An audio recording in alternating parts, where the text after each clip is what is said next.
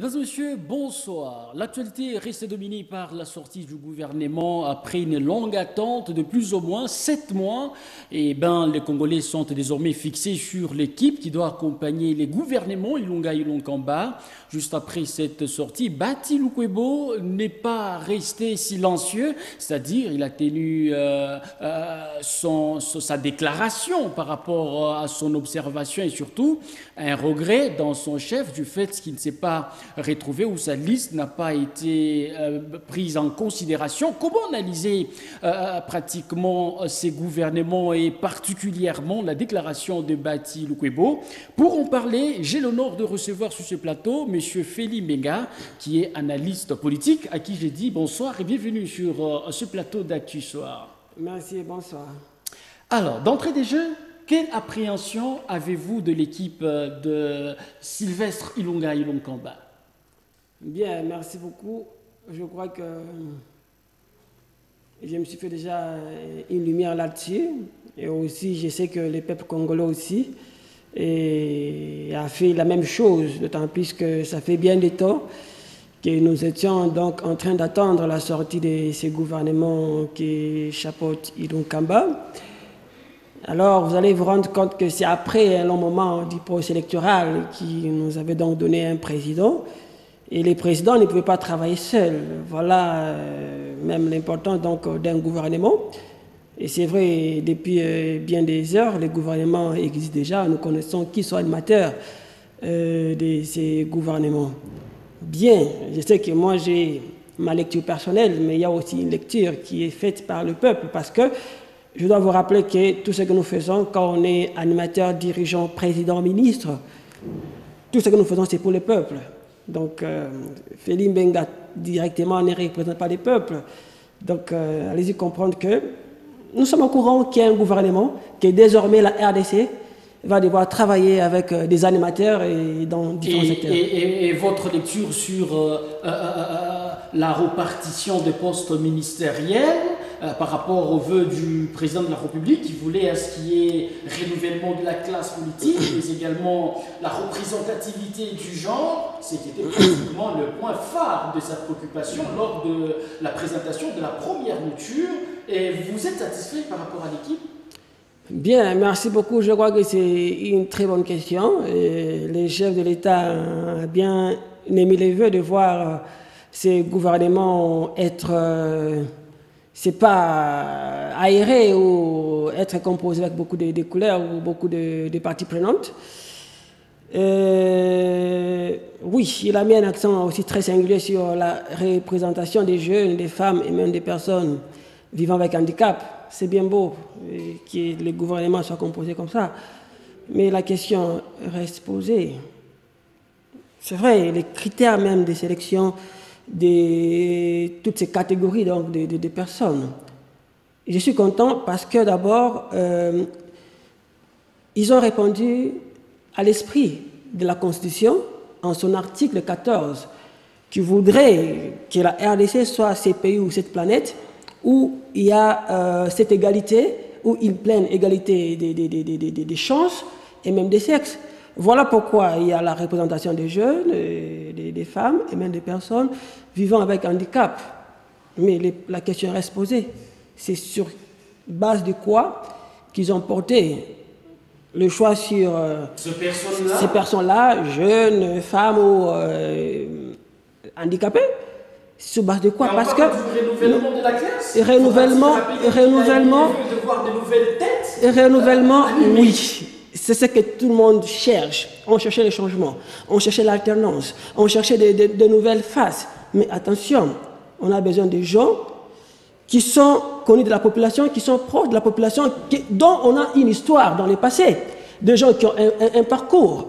Quelqu'un qui n'est pas préparé, jeune ou pas, femme ou pas, handicapé ou pas, en tout cas, je ne pense pas qu'il va apporter un rendement meilleur. Vous comprenez un peu? C'est même ça l'inquiétude ou la crainte. Attendons voir. Seulement, il faut peut-être faire des félicitations à tous ces gens qui ont été promus. Mais attention, nous avons besoin de travailleurs. Donc, les critères, là, peut-être ça, c'est aller trop vite. Parce que regardez le temps que ça a pris, la composition du gouvernement. Ça a pris bien 2 mois. Mais comment est-ce que pour choisir les animateurs, on demandait 1 jour, 2 ou 3 jours pour donner un critère? Je crois que ce n'était pas beaucoup, c'était un temps très limité, et avec ça, il y a lieu de se tromper. Bon, c'est déjà fait.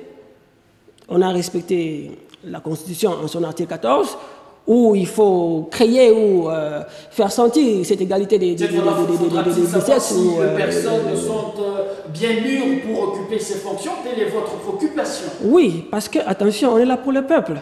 Quelqu'un qui n'est pas connu de la population ou qui ne s'est jamais intéressé du secteur dans lequel il est, je le vois mal évoluer parce qu'il n'a aucune connaissance. C'est un novice. À supposer, on va te donner un ministère considéré de l'environnement. Tu es jeune, on te confie ces ministères-là. Pendant que toi, dans ta prime enfance ou jeunesse, tu ne t'intéressais pas des questions environnementales. Mais comment tu vas t'en sortir? Pendant que le peuple a besoin d'un environnement sain. Mais toi, tu ne maîtrises aucune notion de l'environnement. Je crois que ça sera peut-être une bombe à retardement. Donc, c'est là que je n'ai pas peut-être accepté ou je n'ai pas été très d'accord avec ces critériums. Parce que les 8 mois passés comme ça ou les 7 mois passés sans gouvernement, ça serait déjà les critères ou peut-être les tests chez beaucoup de gens pour arriver à composer quelque chose de solide. Seulement, nous sommes contents parce qu'il y a la représentation de tout le monde.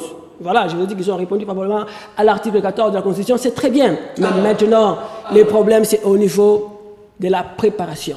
Si les gens ne sont pas préparés, le slogan célèbre chez l'État le peuple d'abord n'aura pas son pesant d'or. Vous comprenez un peu. Pour que ce slogan ait son pesant d'or, on a besoin de gens qui seront proches de leur population, de leurs administrés. Et avec ça, ce slogan va prendre corps et il va respirer. Alors, plusieurs listes ont été déposées auprès du président de la République, mais également auprès du Premier ministre, notamment la liste de Bati Lukwebo qui attendait s'est retrouvée également dans ces gouvernements. Comment vous avez appréhendé le fait pour Bati de ne pas figurer dans l'équipe gouvernementale? Bon, je crois que la vie, c'est une histoire. Chaque jour, il y a des choses qui se font, les secondes sont comptées, les minutes sont comptées. Vous comprenez un peu? Donc, si peut-être la liste de Bati ou du professeur Bati Lukwebo n'avait pas été donc prise en considération, franchement, la main sur le cœur, je ne maîtrise pas les raisons pour lesquelles cette liste ne serait pas prise en considération. Il n'y a que le chef du gouvernement qui peut en dire plus, bien nous donner la lumière là-dessus. Mais à ce que je sache, le professeur, c'est quelqu'un qui n'est pas de moindre. Alors ici, c'est une figure de proue. Oui. C'est quelqu'un qui venait de la société civile, qui comprend bien ou qui connaît bien les rouages même de certains secteurs de développement. Mais si il ne figure pas sur la liste, bon, allez-y comprendre que personnellement, c'est difficile de donner mes raisons.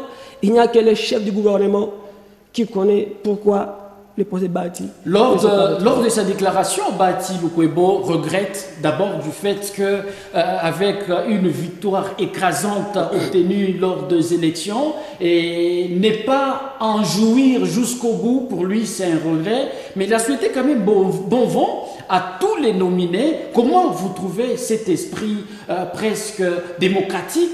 Il accepte les conditions dans lesquelles il se retrouve et il aimerait que les nouveaux animateurs soient réellement au service du peuple. Merci beaucoup, j'ai aimé votre question et même votre analyse par rapport à l'esprit démocratique qui caractérise Bati et qui doit tous nous caractériser.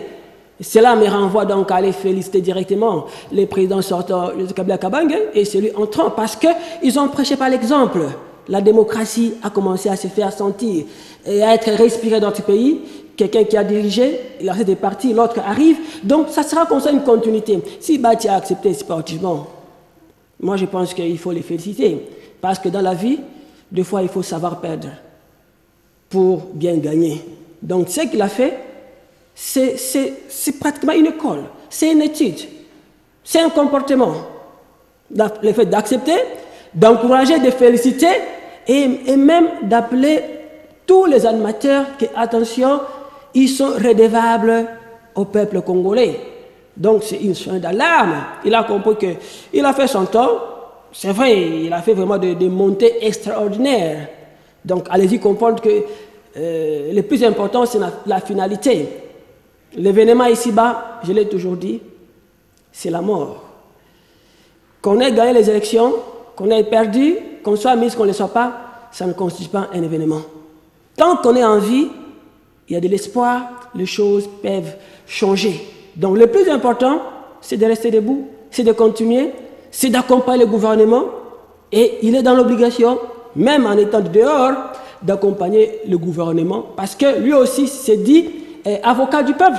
Donc, il doit accompagner ce gouvernement s'il veut que le peuple soit vraiment respecté ou que le peuple vraiment arrive donc à voir son social être changé, son économie être changé. Donc, Bati Lukwebo, du dedans, de dehors, il doit accompagner le gouvernement. Alors, ici, il faut préciser que Bati Lukwebo, le professeur, a appelé tous les membres de son regroupement politique à ne pas se décourager, plutôt à travailler plus dur qu'avant. Et comment voyez-vous l'angle dans lequel ces regroupements vont devoir travailler plus dur qu'avant parce qu'il ne fait plus partie du FCC, moins encore du cash? Comment vous le voyez émerger avec son regroupement? Non, mais vous savez, le plus important, c'est le fait d'être d'abord leader. Un leader reste un leader. Échec ou pas, on ne lui enlève pas son leadership. Ça, c'est ce qui est important. Mais il y a quand même un champ d'action. Il est moins encore de l'opposition. Comment voyez-vous l'exercice de son leadership? C'est maintenant que moi et vous, nous allons les situer. Je sais que c'est peut-être des moments un peu très durs, c'est pas facile pour lui, mais il doit comprendre que c'est ça la vie. Dans la vie, tout peut arriver.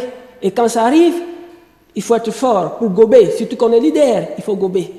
Il n'y a pas très longtemps, nous avons été dans la course électorale. On était très sûrs d'avoir gagné aux élections. Mais ce qui était arrivé était amer, mais il fallait avaler. Parce qu'on n'était pas retenu sur la liste. Donc, en tant que leader, si Bati, vraiment, je sais qu'il est leader, il va comprendre que c'est un temps. Et dans ce temps, il faut être debout. Et il n'est pas dans les FCC comme tu as dit là, moins encore dans les cages. Mais au moins, il s'est déjà fait un nom. Il a de la notoriété. C'est ce qui fait sa force. Même s'il était dans les FCC, il n'est pas tombé comme le cheveu dans la soupe. Vous devez savoir que pour être dans les FCC, il fallait avoir donné beaucoup de gens derrière lui. Donc, Bati a fait une démonstration de force. Voilà pourquoi il était éligible dans la plateforme qui est le FCC. Donc, sans la force que Bati avait, il ne serait pas donc connu dans le FCC. Donc, aujourd'hui, il doit comprendre. Il doit comprendre. FCC, cache ou pas, le plus important, c'est d'être rassuré qu'on a encore le leadership, qu'on a encore la force et qu'on a encore l'espérance. Alors, ici, plusieurs défis, devrons-nous le rappeler, sont attendus par la population. Et quelle doit être l'attitude de la population par rapport à ces gouvernements pour la matérialisation de sa vision? Bon, je sais que la population a un rôle à jouer. Pour qu'elle arrive aussi à jouer son rôle, elle doit comprendre les secteurs dans lesquels cette population évolue. Et aussi créer ces rapprochements entre les animateurs du gouvernement. Ce n'est que dans ce sens-là que la population peut se retrouver. Le grand rôle, c'est de chercher à créer donc ces rapprochements, ces dialogues avec les animateurs. Là où ça ne va pas, le peuple est souverain. Nous avons des armes très efficaces. C'est la parole, c'est les plaidoyers, ce sont des marches pacifiques. Donc la population doit faire de la connaissance de tous les animateurs du gouvernement. C'est très important, parce que tous, nous travaillons dans le développement, et le développement reste un champ très vaste, avec beaucoup de secteurs. On prend le secteur de la santé, de l'éducation.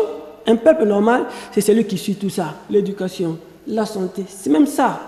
Le secteur vraiment primordial pour le développement. Donc, la population doit être à l'écoute, connaître que ses dirigeants, c'est un pas. Si vous ne connaissez pas vos dirigeants, ce sera très difficile. Vous avez un problème, mais où aller frapper? On frappe que quand on connaît la porte. Si on ne connaît pas la porte, c'est difficile de frapper. Donc la population s'exerce à connaître vraiment les institutions, à connaître les animateurs, et avec ça, elle va contribuer aussi, ou elle va aussi accompagner le gouvernement qui est mis en place. Monsieur Feli Mbenga, je rappelle que vous êtes analyste politique. Nous vous disons merci d'avoir répondu à notre invitation. C'est bien moi qui vous remercie. Surtout, n'hésitez pas, on reste disponible.